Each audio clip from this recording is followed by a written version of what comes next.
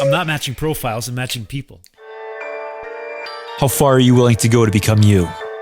I'm asked that same question every morning. The connection has been lost to each other and to ourselves. Toxicity continues to rise while self-worth continues to fall. This was created out of sheer necessity, the desire to create change and curve the culture back to connection. My journey has rerouted my idea of who I'm becoming. Connection begins within, continues outward. Love you, then love me, in that order. If I'm about to get uncomfortable, then so are you. I'm learning who I am. Now I want to get to know you. Connection over convenience. Can you hear me? I don't think we're good. You there? No. I'm trying to find... There? I am. You have a ukulele? I think I am. You have a ukulele? Yeah. What I do. Yeah, I do. So you're orange as fuck with a ukulele. That's a good surprise. You ready for this? You ready for my surprise? Please. Go on. No, please, carry on. Let me hear. Warm us up. What do you want? I don't answer that because I can't play everything that you want. I can barely play everything I want. Whatever song you're about to play is the song I want to hear. Go for it.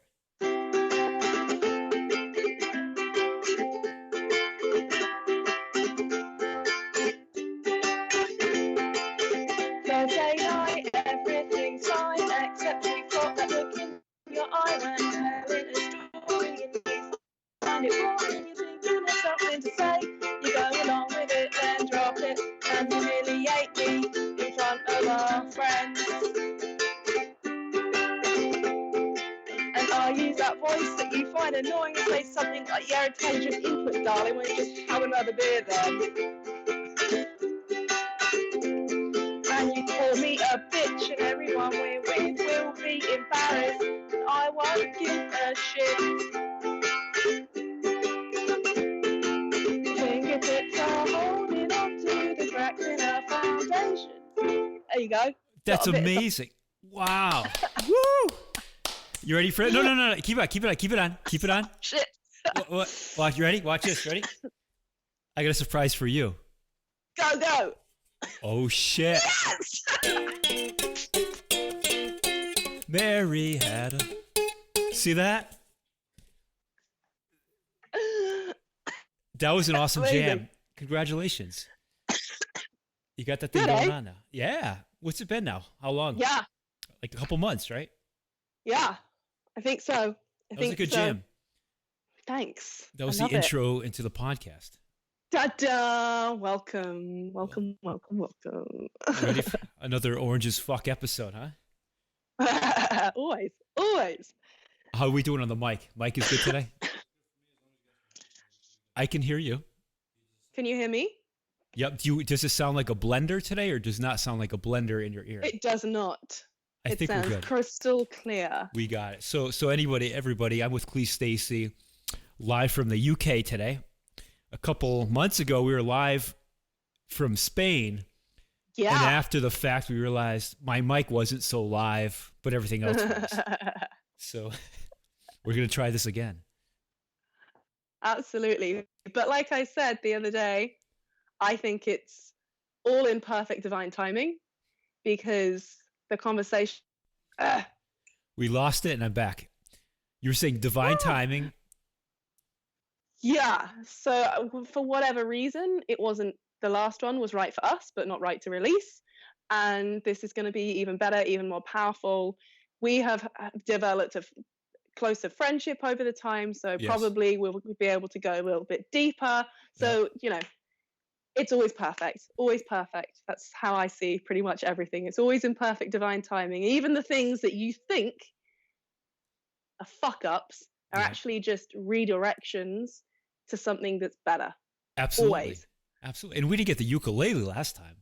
I'm actually, I'm a little upset that we didn't get the ukulele last night, but although I don't think it was I don't think you're playing the ukulele yet. No, I literally got it a month ago. A month to the day I started. That was a good jam. I got it for my birthday. I brought it for myself for my birthday last month. So the big 3-0. Oh yes. And That's I'm right. so happy to be here. Welcome. Happy to be here. Thank you for joining me again. over that hill, back in Life the is game. just starting. We keep losing, Oh, man. so much. I was so stressed and worried about the 30 big 3-0, and I put so much pressure and stress on it that, gosh, yeah, there was more pressure and stress in that month before about it than there was in the year before. And now, oh, I love being 30. It's Why great. why the pressure? Why did you feel such pressure on it? I think it was because there were so many things I wanted to have achieved. There were so many things I wanted to have done. And actually, what was so cool is that, yes, there was a pressure up to the day. And once I got to the day, I was like, I haven't done them. Oh, well. Because you can hold on to it or just go, well, I've still got so much time. And now I have the wisdom, I have the support, I have so much more than I had before to be able to do what I want to do. 30 is So young I as I, I fuck, love being though. 30. It's You're young great. as fuck. You know, like all Yeah, those I things. I know. don't know if like that's your timeline or like other people's timeline. Like, I mean, if you didn't get to them Yeah, by 30, so what? yeah, yeah, exactly. And I've got a friend who, yeah, I think he's 33, and he said he talks about being old, and we're back. Beth, And cut. I've got this friend who he constantly he says, oh, it's because I'm old. I've got this ache, and it's because I'm old. And every time I'm like, no, you're just a bit older than you were before. Because That's right. I'm very big on the fact like what you talk about becomes true. So if you keep saying to yourself, I am old, whatever you attach old to being will start happening to you. I caught my mum in it today. She's what, I don't know, 55. And she went, oh, I'm old now, so I've got all these aches and pains. I'm like, you're going to get more of them because you keep saying that. Stop it. It's mindset. That's right. That's all it is. Exactly. It was so funny. On my birthday, this friend handed it to me as well. I said, I'm old now. I'm old like you. He was like, no, older. I was like, yes, I am. Just a Just day older than I was. just a day closer to being who you want to be. That's all it is. Well, it's not closer. I'm here already. Yeah. There is no closer. It's only right now that we have. It gets deeper though. Do you reckon? How so? Oh, you wait till you're 31, 32.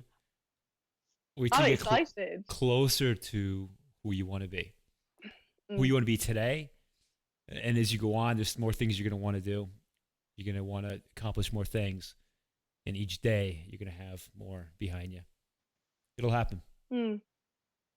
Yeah, and it can't happen unless now happens in the way that now happens. So, Here you go. right? So it can't happen. It can't happen then unless now happens like it is now. It's like that scene in Spaceballs. When is now? Now. You ever see Spaceballs? Now. No, but I like this scene. You got to see. It's a classic. You might not have been born yet. If I calculate that, you might not have been born yet when that came out. So Clee Stacy, life coach down in the UK. Yes. What's been going on? What have you been doing? What I've been doing? I have been getting very excited because I've been coaching for a few years and full time for about a year and a half now. Very proud of that fact because there's a lot of coaches who haven't done that. And I have been coaching in a one-to-one basis where I just sit down with my clients and we just have these open conversations, and I ask lots of questions. They bring their own answers. They bring everything to them. And over the time, honestly, I could tell you that now it's time to build a proper program, right? And I could tell you like, this is the process of a coach, la, la, la. And I want it, and I want to make some more money, and I want to have a big impact. But the truth is, a few things, I felt like I wasn't impacting as well as I could. I want more structure to my business. I want more structure to the support I can give. And actually, part of this comes from feeling inadequate because the coaches around me are doing something I'm not. Like, the truth is, part of this wanting to start creating a program was because other people have something I don't have and I want it. It's not what I feel now, thank God. There's a little bit of like I want what they have, but it's not jealousy. It's like I want the flexibility, I want the impact, I want the easy impact. And when I say easy impact, there is a process. There is always a process to things, and once you can apply a process over and over again, it's easier. Like the growth is easier. So I'm super excited because I've got this new program that I'm building, and it's all about helping female freelancers go from procrastinating and not being able to get shit done, and they don't know why, with this, like, I know what I want, but I just can't seem to do it. Like I said at my desk and I just can't seem to do it, to being able to take easy, aligned action, like knowing what you want, knowing how to get there, and not having this crazy weird block every day. And you might have 1 or 2 good days, but it stops again. So I'm building this, and it's hilarious because it's something that if you ask my friends, they'll go, are you sure that this is for you? Because historically I have been a procrastinator, and I think everyone is. Everyone is sometimes, but some people are more than others, and I had the more than others bit going on. But much like most people who teach, a lot of people who teach and coach, you teach what you want to learn the most, what you need to learn the most. So because I've needed to learn it, I've needed to learn why I'm not taking action. Why am I procrastinating? Why am I letting these distractions take me over? And now I know that so deeply. And I see so many freelancers who are just like, you talk to them and their passion is on fire. Like, so much to give, so much care, and they have the tools. But there's just like, where's the thing you're doing? Where's the podcast? Where's the program? Where's the action? Where's the small pieces of action taken? And they're just not there. And so I'm committed to being like, no, let's take some bloody aligned action. And it doesn't have to be hard. This is my big thing. Like, the whole problem is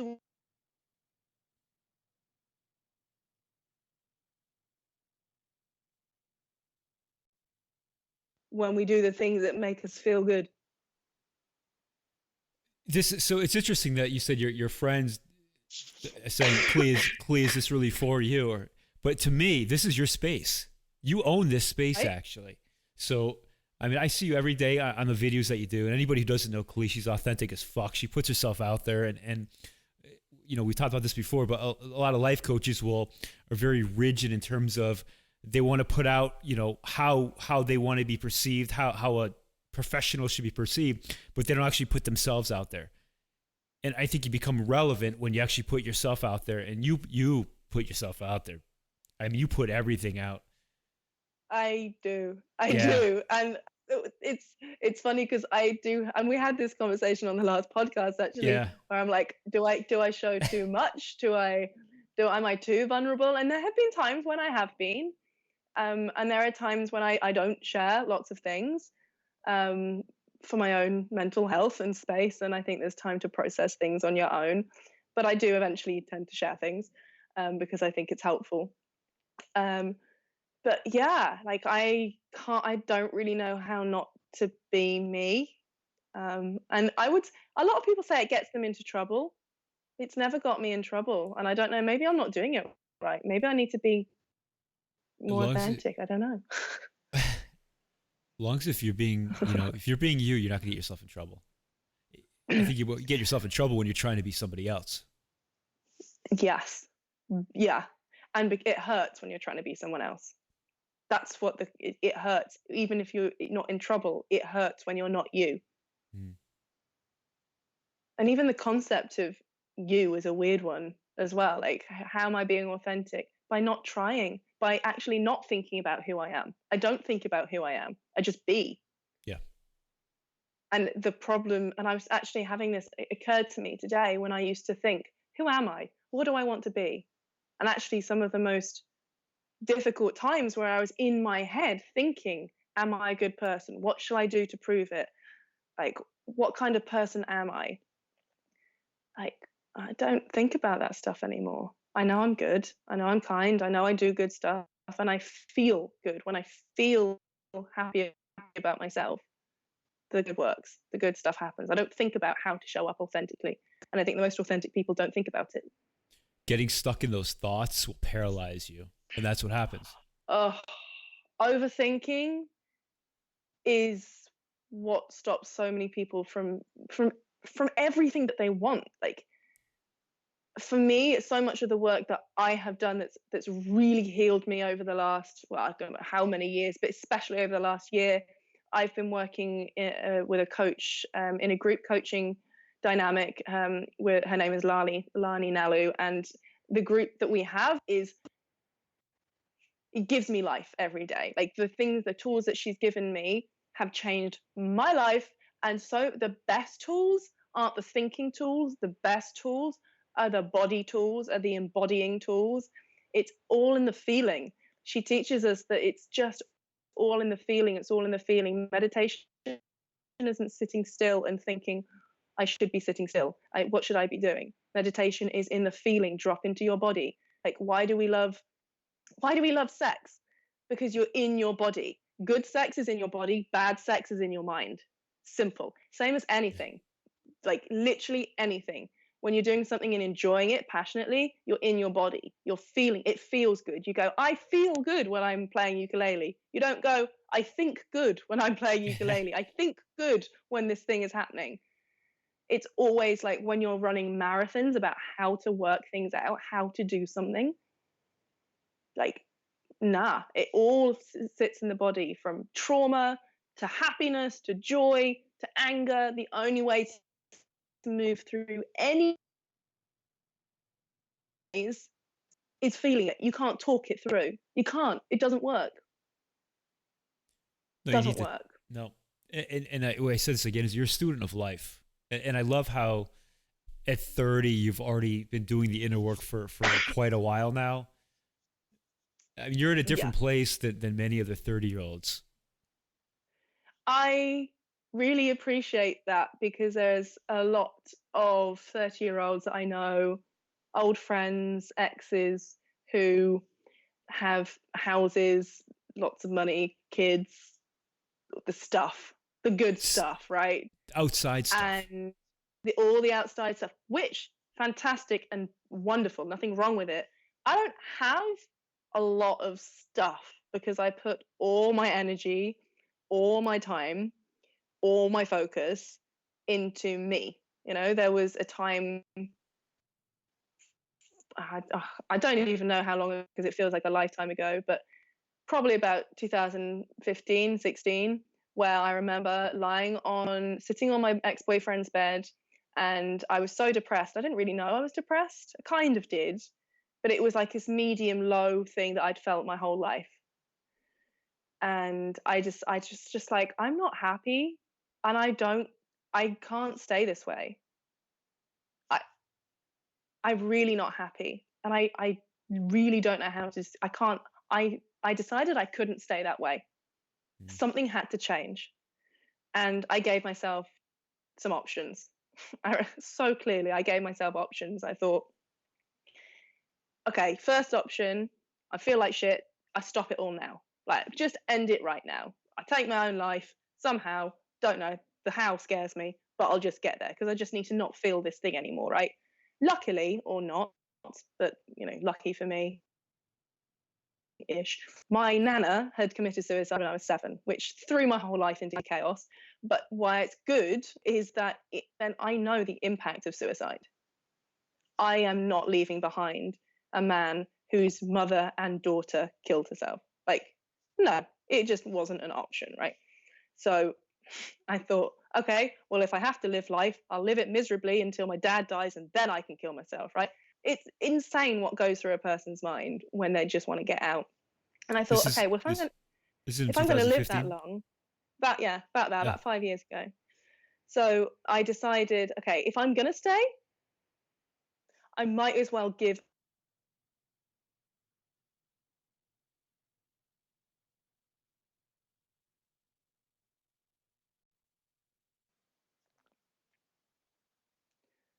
I'm going to give everything I have to finding out how I can be happy. I'm going to give all my money, all my time, all my effort. And that's why I do what I do, because I threw myself into, how do I be happy? How do I enjoy the day? How do I not hate living? How do I not just manage life? And so when I wake up happy, I am so grateful for it. I'm so grateful because I know how it feels not to. So yeah, this work means everything to me, because I think so many people live that way. Just this mediocre point of, I'm not okay, and I'm just gonna numb myself and ignore it until it gets too much. And I just want to say, there's better, there's more, and you can have it so much faster than you think. There's a place where you exist. And as you said, there's people who are not happy, but that it becomes their comfort zone. So they know, I mean, to make the change. So even though there could be something great on the other side, people stick with what they know. And they would rather stay in this zone 100%. Even though it's not good, because they know what it's going to be, as opposed to the unknown, regardless of how great it could be. Absolutely. That blows my mind. My coach, she doesn't call me out anymore because she doesn't have to. But there were times where she would call me out and say, Clee, your emotional home is sadness. You've slipped back into it. Get out. And there's a very big difference between acknowledging your emotions and feeling them and feeling sad, and slipping into an emotional home that just feels normal. Yep. And sadness was mine. Now it's joy. And I'm saying that to affirm it to myself as much as anything, because it's still kind of new to me. But it feels so much better to say that and to feel that. My emotional home is joy, is love, is kindness, is generosity. Like, the people who live in my world know that, and they feel that, and I surround myself with those people. And the people who aren't that, they drop away. Yeah, absolutely. Who you surround yourself with. If you're going to surround yourself with negative people, you're staying, in that level. If you're surrounding yourself with positive people, you're gonna vibrate at that level. I mean, it absolutely happens. And I found that through my journey, like right at the beginning, the boyfriend I had was really supportive, but he didn't want to grow with me in the way that I wanted to, at the rate that I wanted to. So we had to break up, which was hard. Because I loved him. Yeah. But I outgrew him. That was it. Yeah, and you can love him all you want, but what would happen is, if you love him and you stay with him because of that, you would resent him because he would hold you back. And he's not doing it intentionally to hold you back, but you would resent him for it. So on both sides, it's just not fair. You outgrew the relationship. No. You were at different levels. You guys weren't running parallel. You were kind of on top. Yeah, 100%. And when I met him, to be fair, and he before was probably, when we met, we were probably about the same energy, same level of insecurities, and I felt at home with him. And actually, he gave me more encouragement than I had, not that I had ever known, but just encouragement for who I was. My boyfriend before that gave me encouragement for who he wanted me to be. He wanted me to be this person, and so he encouraged me in a certain way, but it never felt very good to me, and I didn't want to do the things he was encouraging me to do. He's trying to mold you into something of what he thought you should be. Yeah, and I get that, and that's not fine, but it happened. And this one was amazing, and he supported me to grow and to do these things. But then it's ironic, really, because he encouraged me to go beyond him, and then he wasn't willing to come with me. Yeah. So that was hard, but worth it. And I've gone through so many groups of friends. Like, when you join personal development, you kind of see that there are people at different levels, And so you want to surround yourself with the people at the level that you're at, the level that is before you, and the level above you. So you've always got something to aim for, someone else to go, come on your way, come on this way, someone to go, I know what you're feeling, and someone to inspire so that you remember that you're doing the growing. So it's all part of the cycle. This is a great space because I mean I'm surrounded by the greatest people, you know, the greatest humans every day now. And we talk quite often, and I have these same conversations with so many other people all around the world, like every day. And it's just amazing from where I was even a year ago or 6 months ago of the people who I'm with now.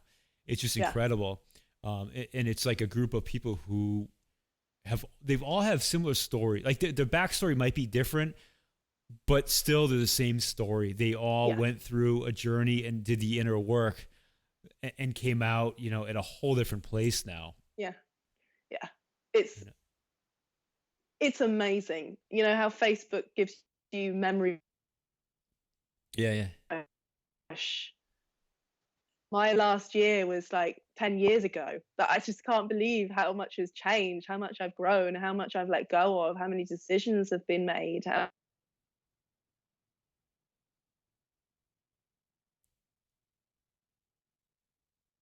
Year-old woman, not a 29-year-old girl. But it kind of feels like that. Like I'm not her. And like I've this last week dealt with a situation with an ex where last year I would have gone into drama and I would have gone into oh my god, look what's wrong. And I've handled it like a badass so well and just chill. Like I'm so chill about it, and it just feels so great to not only know that I'm in a better place, but I have support around me who kind of like I did very willing to going to a little drama because it feels good sometimes. But I knew that I was doing it, pulled myself out and asked my best friend. My best friend is unbelievable. She is the best human in the world, bar none. And she pulled me out of it. She was like, you can indulge for one more minute, and now we get out of the drama and we just deal with it and we move on because there's no time for this. And that's what I love. Like the people who I love, they won't indulge in drama. We don't do drama. We get on with it and then we move on to something fun. Why wouldn't you? We deal with it. Life's too short and brilliant to get swept up in the shit. It gives a lot of people need that feeling. It gives them a sense of living when they have that drama. Yeah. Oh gosh, yeah.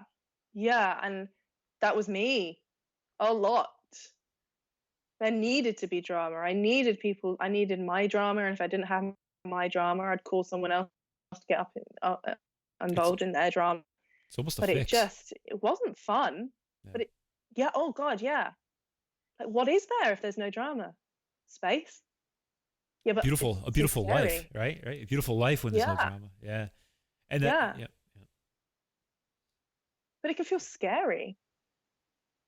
Because if it's too easy, if your go-to is like mine was drama, emotion, being emotional,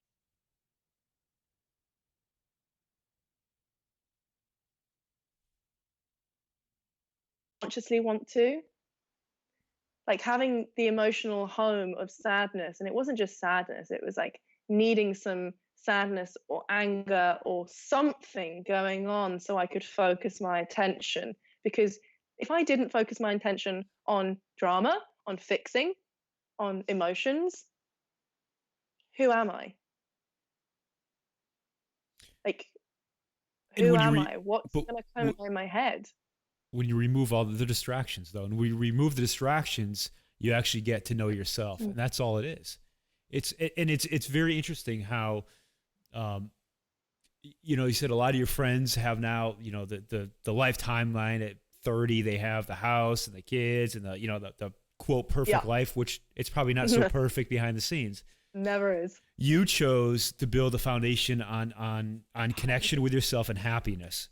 And now you can build a life on that and self-worth and self-love. And unfortunately, a lot of them, it's going to be reversed, where as those things start to crumble, they're left with themselves, which they're going to have to deal with their shit later in life. You did the reverse. Yeah. Yeah, exactly. And And there's that needs to actually be, nothing, and I really want to say that there's nothing wrong with either of those choices. Like, we're all handed what we were handed and made the best with what we had, and we've all done really fucking well up until this point. If you learn as a kid that to have the stuff and to be successful was the goal, and that you would be okay and you would be happy when you get it, and so you work your whole life to get it, and then there's nothing there, there's not a problem with that. Like, for me, it's not a problem. Like, it's not hard to make money, it's not hard to have a good relationship, it's not hard to live a happy life. It's not none of this stuff is really hard. It just takes learning something you didn't learn before. So for me, I've got to 30 without I don't have tons of cash.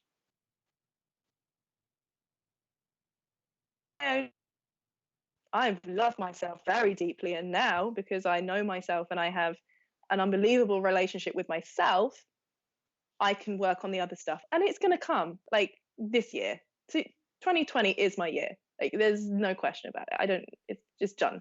And for other people, it's going to take working on themselves. Now they've got a mortgage, now they've got kids, now they've got a job that they can't really take themselves out of, and they work, not 9 till 5, they work 7 till 8, 11 hours straight, Monday to Friday, and checking their emails on weekends. And they have to do the inner work at the same time to avoid burnout and so I personally think I've got it good, actually. You have a great, but I don't want to say I have it better. I just have it different. You have a gift, though, and I think it has to be a bigger conversation, and you have the ability to connect with a younger audience and to support and educate instead of the people who didn't know or have this conversation or grow up with it. You're able to connect at a much at a much younger audience. And I think that's a gift that you need to consider is, on even platforms like TikTok, where you can really get to know people and do what you do, maybe from, starting at age 15 instead of people who are just coming in at 27, 28. And this is kind of a shock to them. I think starting at a much younger audience, and I think you'll connect really well with them. Well, I agree. I also feel like an old fogey sat with my tea and teapot, and this is very important for me right now. It's tea time. Also, it is. It's always tea time. When is it not? It's always a tea on the go. If it's not tea time, it's nearly tea time. But I agree. As something, but I think it's teaching kids, but it's teaching parents as well. So it's so important. Like, TikTok scares the crap out of me, and I feel like an old person saying that, but it scares me. When you're teaching kids, you're teaching the adults, though, because when you're teaching the kids, they're going if they're open to the conversation, it'll come into the rest of the family. So almost secondary, you're reaching the adults. Yeah, and it's the same the other way around, right? You could argue that when you teach the parents, that's how you help the kids. And I know lots of kids who, I used to work in a nursery, and I would see the kids who were struggling in the nursery who were acting up, and sometimes other people would discipline them, tell them off, and I got it. But there were times where I just thought, you know what, this kid doesn't need disciplining. They need to know what they've done is not right. But when you see the parents come in and the way they interact, and you kind of get to know what's going on at home, you think, yeah, no wonder this kid needs a break.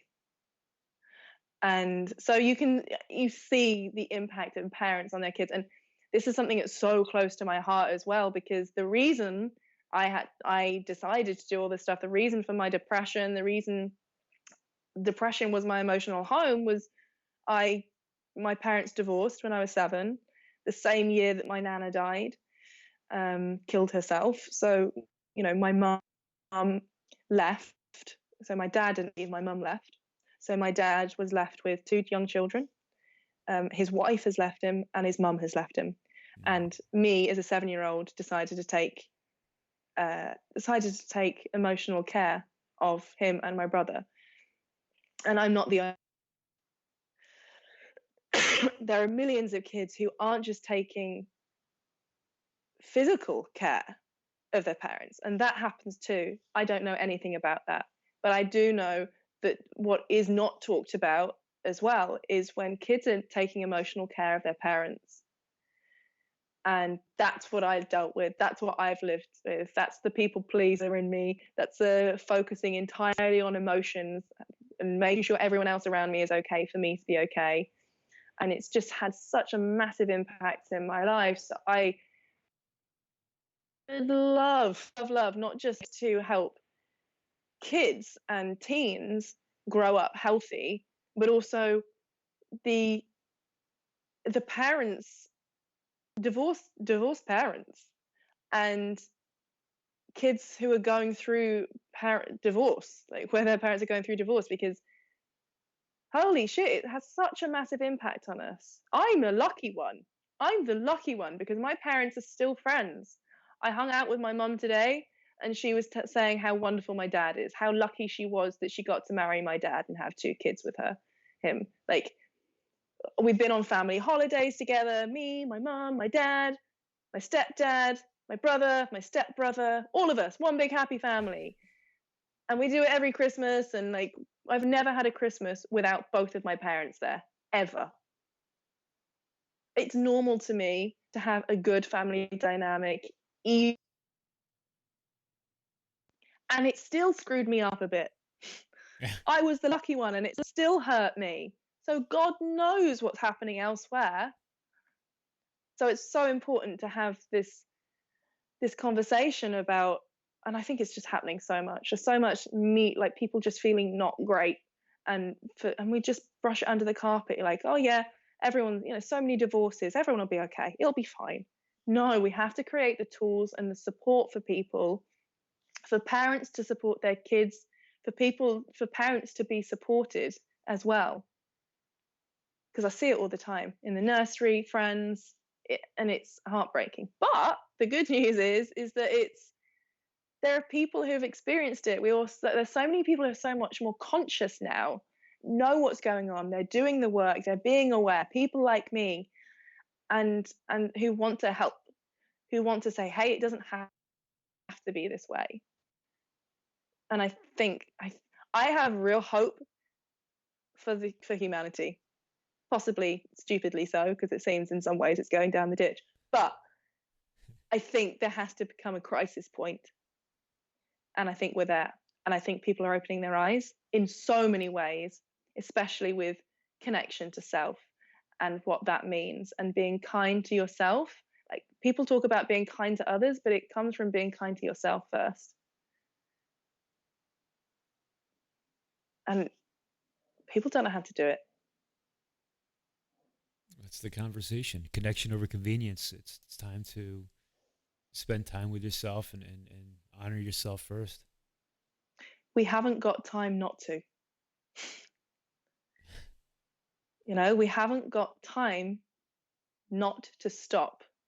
We have to stop, take a sit back, be kind to ourselves, get to know ourselves, forgive ourselves, so that we can be nice and do good things, make hard decisions from love, not hard decisions from anger and fear and guilt.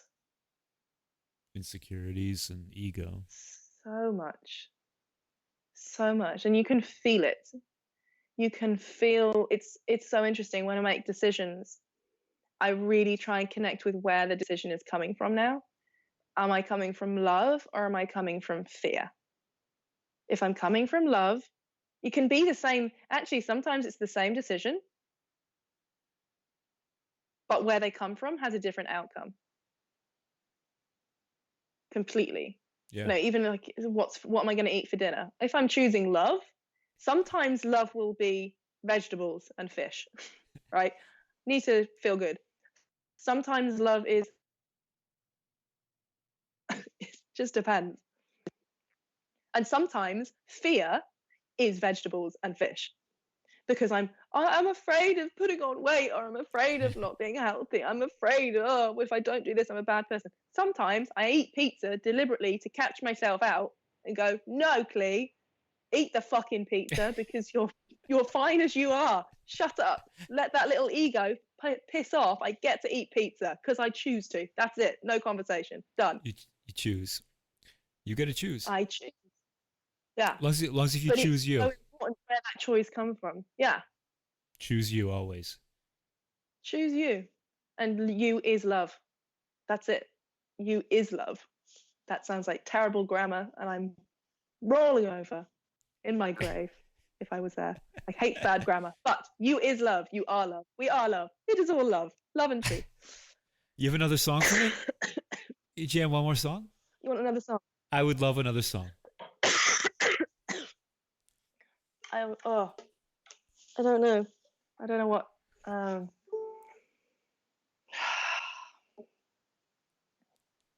don't know. I don't know what songs that you would know. I don't know well-known songs. Whatever song you play is much appreciated.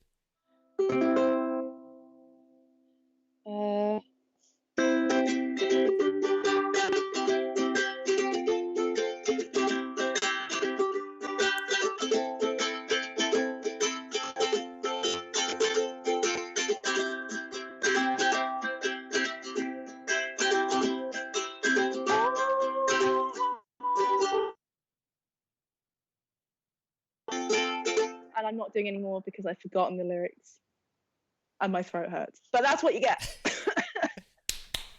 I'm gonna die. My throat is killing me. It's good jam. It's so much fun.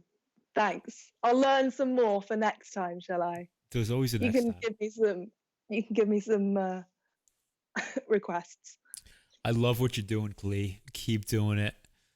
Project that voice. Turn that volume way the fuck up, and don't stop. I'm trying.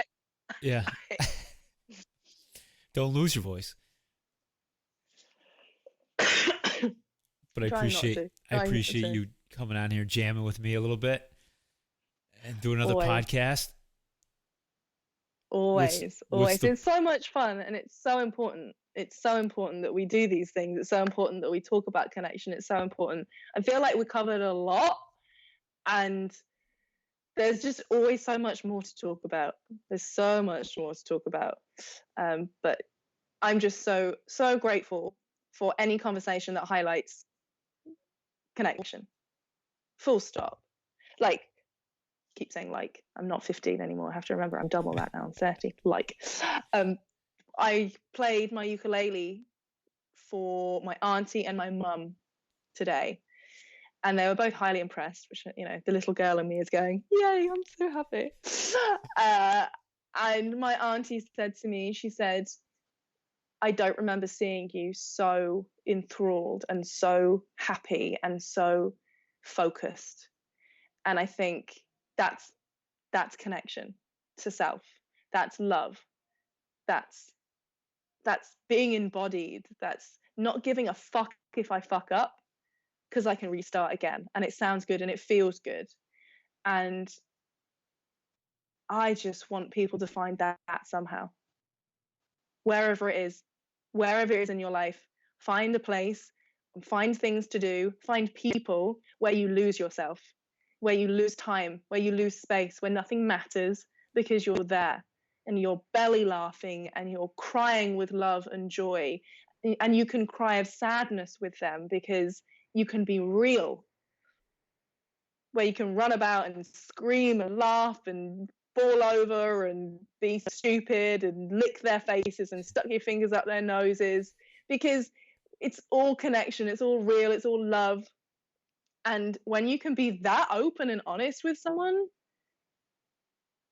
and with yourself, but with someone else as well, that's not to be thrown away. That's not to be left. It's so intimacy. That's pure intimacy right there.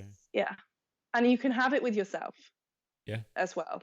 Just even like, I know you're about to finish this, so I won't go on, but I've started a practice of not every day, sometimes it's too cold, but morning naked meditation. Not for any other reason than I was born naked. I won't necessarily die naked. I don't know. Imagine how I'm dying, but just being completely free and at ease, and just with myself, just being, and spending time literally staring at myself in the mirror for a couple of minutes, and just appreciating my hair, my eyes, just seeing that I am a human, an animal with a body, and how great that is for nothing other than what it is. Like, I don't pick myself apart.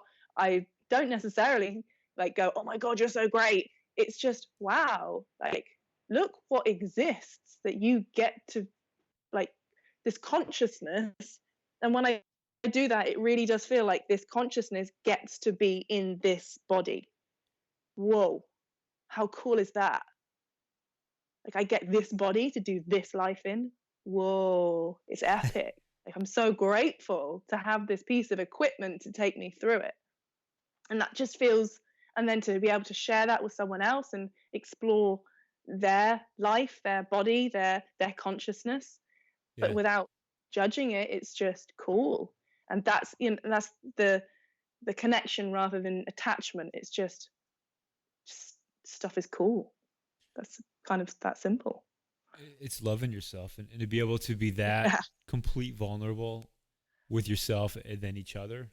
I mean, the possibilities are endless of how deep you guys can get. It's special. It's a special thing. Yeah. So I encourage everybody to naked meditations and stare at yourself in the mirror and see what comes up. It's really fun. It gets good. It's hard the first time, but it gets good. How long does that go for? 10 minutes? Yeah. About that. Yeah. In fact, when I first started, I couldn't stand more than about 30 seconds looking at myself naked in the mirror, but building it up each time,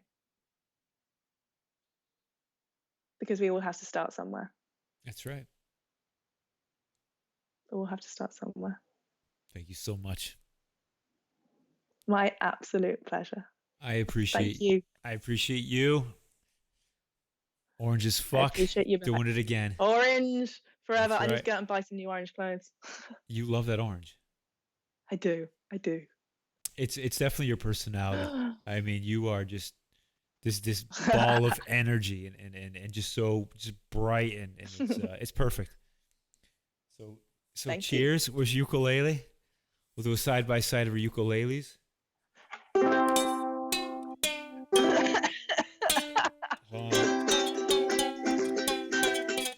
Am I into with you? Woo! Thank you so much. Thank you. Enjoy your day. You too. See ya. Lots of love. Bye. You can stay. Thanks.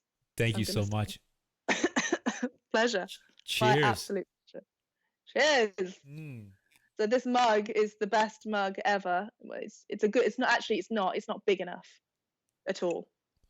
But I see people on the mug. What's going on? So it's actually children. Yeah. It's a painting.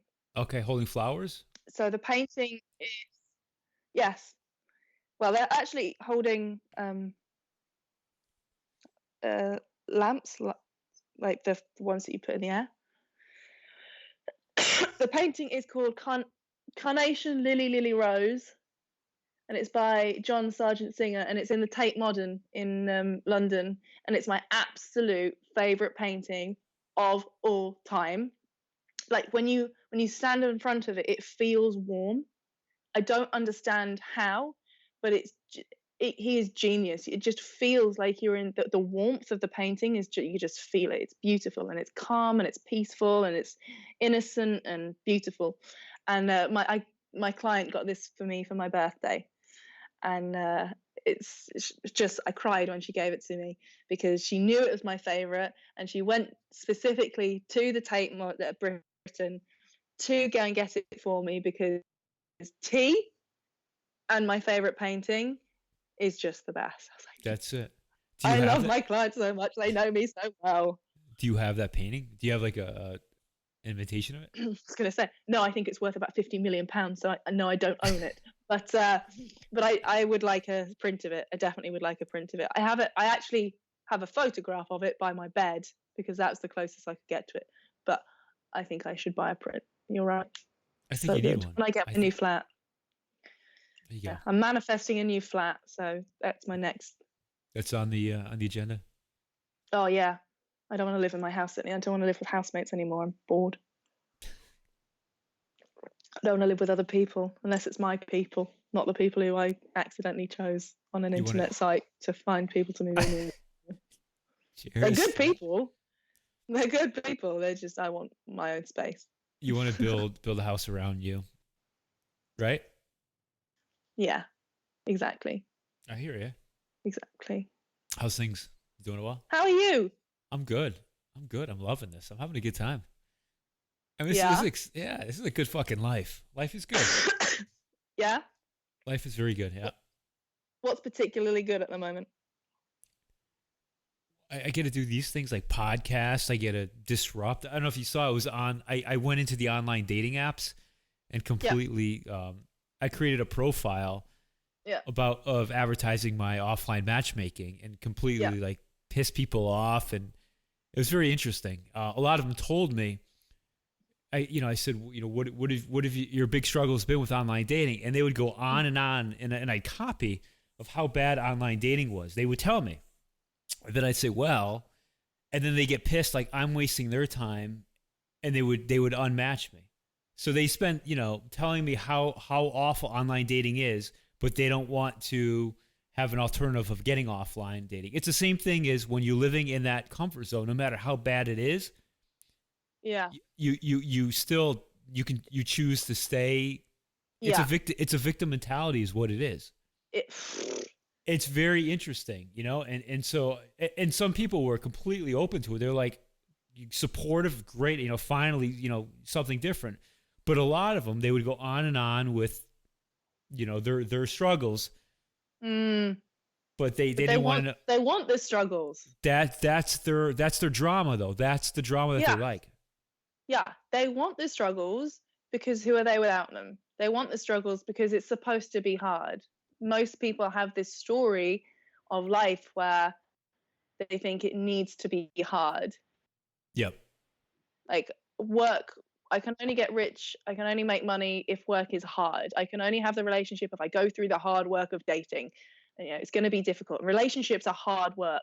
Fuck that shit. I don't want to have relationships hard work. I don't want a job that's hard work. I will work hard. There's a very big difference between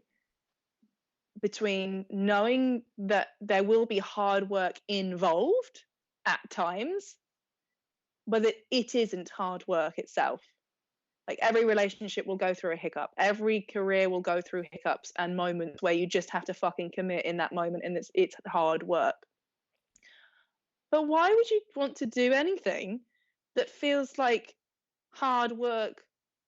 You have to work hard all the time. No, and all they're doing is they're complaining. But that's their zone. They like complaining. It was very interesting. It was and then until I get, they're going to get people who are complaining. What's that? And then they will attract people who are on the same wavelength. So even if they're not complainers, they'll complain in a different way. They'll find someone else who's not happy because they're not happy, and then they'll wonder why they're not ending up with the perfect man, because you're not being someone who that person wants. Sorry, love. It's exactly it. It's exactly it. It was very interesting until I got kicked off. It was like 3 days in, and I got reported multiple times, and then they banned me from Bumble. But I was able to get a lot of screenshots, and it was very interesting. And I'll get right back on with a different profile. You there? Yeah. I'll get right back on with another, phone number until they, they kick me off again. I don't give a fuck. Like, it's a disruptor because it Yeah. proves a point that people want the alternative and people want to live in the comfort zone. They do. You don't get it all. So that's what I've been No. up to. Tell me you've No, been recording. if you want this the whole something, time. if you want something different, you have to do something different. You cannot get to where you want to go from where if you do what you did to get to where you are. You have to do something different. So one of my clients, I had an extra call with him this morning because he is about to up level on a massive fucking scale everywhere in his life. And he's making small movements. He's about to make some big movements. And he used the words, I'm on the edge of fucking it up. I'm on the edge of sabotage. And that was our last call. And then yesterday he sent me a long voice message going, and it was amazing. And I laughed my way through it, which if you'd hear it, you'd probably go, what the fuck? Why are you laughing? That's really mean. But I hear exactly what he's doing. He is arguing with himself. He wants to stay in the comfort zone. He doesn't, logically. He has a coach. He's asking for help, which is why I'm willing to give him a kick up the fucking ass and tell him, I understand, and we're moving forward. You have me. We're getting on the phone tomorrow, and we're going to deal with this. What particularly made me laugh was that he said, I just can't get on with this work. I can't get on with it. It's clearly something deeper. It's clearly a bigger problem. Yeah. And I don't think you're the person. You can help me with it. Right. So what's so interesting is that every time we're about to level up, every time we're about to get something good, we push away the stuff that will bring that to us. It's like we just can't understand that it's about to be good. And it is hard. That moment of leveling up is hard, not because it's hard, but because we're not used to it. We're not used to taking those behaviors.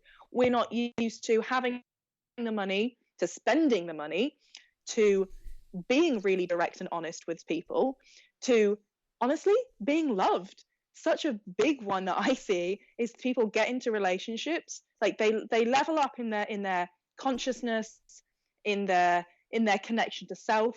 They find someone who is incredible and they go, fuck, this is too good. I don't deserve this, because their old mindset says, oh, we're not used to this. Yeah. We're just not used to this. And so they run away. It's resistance. And I see it with so many of my friends and my clients, whether it's love, whether it's business. Oh my God, I had a great summer last year, made tons of cash, and immediately fucked myself over because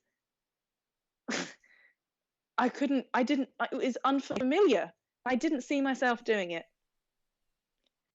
And so now I know what it looks like, and I'm grateful because I know what it looks like to fuck things up. I know what it feels like. I know what it feels like. We were saying earlier, like, is it about thoughts and feelings? I know the thoughts that come. I know the feelings that happen when I'm about to fuck things up now. And I catch myself. And what I really loved about this client was that he asked for help, not from a victim mode. Mm-hmm. When I called him out, he said, thank you so much. That was the best message that I could have received. Thanks, coach. Yes, coach. He wants the help. He's not a victim. Even when he slips back into fucking things up, he will ask for help. And that's the person I respect. That person I don't want to work with is the person who goes, oh, it's hard. And, oh, no, that doesn't work for me. Like, who's not ready to listen to the love that I can give. Because I love through butt kicking sometimes. That's how I coach. Not all the time. I don't have to ass kick, but there is a moment where people need it. That tough love, it's necessary. I love the resistance, though. I love that place where I love getting smacked in the face. I love getting punched in the face. Because that is when because that's the point where you get to decide, am I going to get the fuck back up and keep moving forward, or am I going to sit down and call it a day? And that's the place, that's where I love, that's what separates everybody. They don't like that place of, that uncomfortable feeling. And so they go back to their old lives. And to me, like everything that's happening right now, I love it. I love getting smacked in the face. I love getting kicked off Bumble. I love when the people disconnect my match, because they're going to be my future clients, because they're going to be on Yeah. they're going to be on these dating apps again next year, the year after, until they finally say, Mm. okay, I need to do something different. At some point, it'll happen. Yeah. It's just a matter of when, you know, and And how it many takes times. people time. Of course. Oh yeah, Yeah. this is curving a culture. This is not overnight. You don't curve a culture overnight. You know, and so I was trying to find something when I said change they seek, but ready for change they are not. They want the change, but they're Absolutely. not ready to make the change. Yeah. It's a They're not listening, mindset. not ready. And it's so interesting. People will listen. It's interesting who people will listen to. And this is something that made a massive shift for me last year, at the beginning of the year. My business was doing okay, but it could be doing better. Why? Because I was listening to my friends who were at exactly the same level as I was. Don't listen to people who don't have what you want if you want something different. So I had to, this is why people often say investing in a coach feels really hard. Like, why would I? Well, because they have something you don't, and they will give it to you. They will give it to you and make the fuck sure that you have it. They won't, like, I'm relentless with my Mm. clients. It is my absolute job to do it. And being around people who have what you have, and then you're asking for help. I think being ready to ask for help and then taking it, because I've been the client where I've asked for help and I wasn't ready I wasn't willing to do the work. I thought that paying the money would set me off into doing the work. It didn't, and I had to spend money to make that mistake to understand it. But when I was ready, I was ready. Yeah. I got a new coach a few months ago, a business coach, and I said to her on the call, I need you. I know what I'm going to do. This is how I self-sabotage. X, Y, Z. I will bamboozle you with words. I will try and complicate things, and I'll try and give you a million reasons why I can't do this, or this is what this is. And I will overcomplicate the shit out of this. I need you to call me out, tell me to shut up and get on with it. They're all excuses. That's all And you're doing. yeah, and I know that I do that, but Yeah. I know that I need someone to reflect it back at me. Yeah. I Yeah. need that. And she did that a couple of days ago, and I sat there like this, like a little girl on the call. And I let Getting your myself feel it shit and called out, right? I was like, oh, Because you have an fuck, I accountability love system this now. and I hate this. Yeah. Yes. And I only want people in my life who are going to call me out. That's the only way we grow. It's the only way I can trust people in my life. Trust people to call me out when I needed a slap, when I need to change something.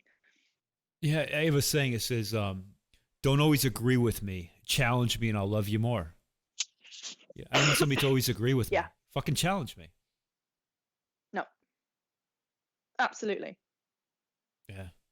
But right now, It's funny. I used to feel unsafe if someone would challenge me, right? Because Mhm. it was a challenge to who I was. It was a challenge to, do they not love me? How do I get it right? If they're challenging me, how can I get this right so to keep them loving me? yeah.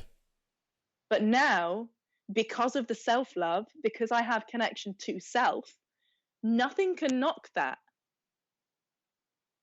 And because of that, I have friends who don't take shit personally, who won't create drama, who aren't saying anything other than from love, because they are based in love as well. So when I'm based in self-love, they're based in self-love and self-worth. Whatever comes out their mouth, I can trust is about them actually seeing me, not them trying to make themselves feel better. It's not about them. It really is about them seeing me. And there's always a dynamic between people, and there will always be ego that comes up at some times. We're all human.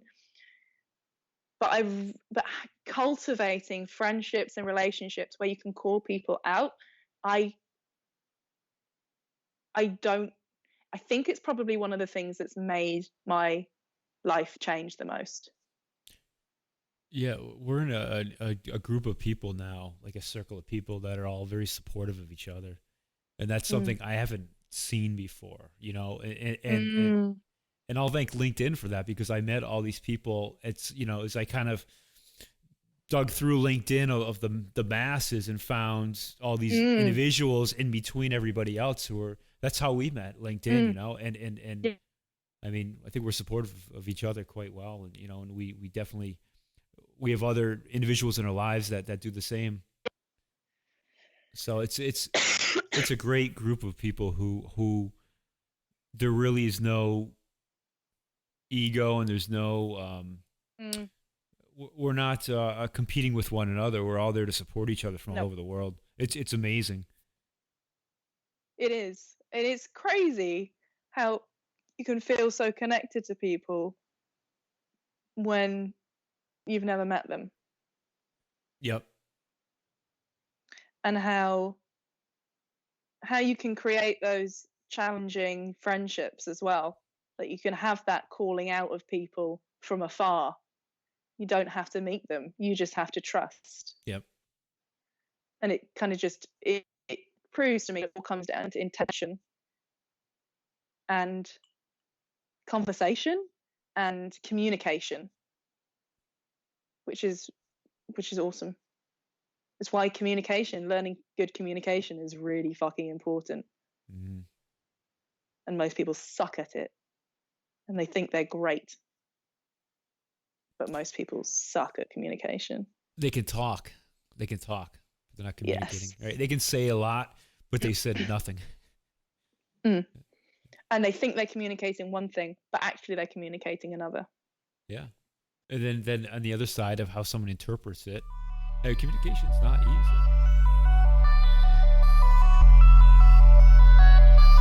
Speaking of communication, our line keeps dropping.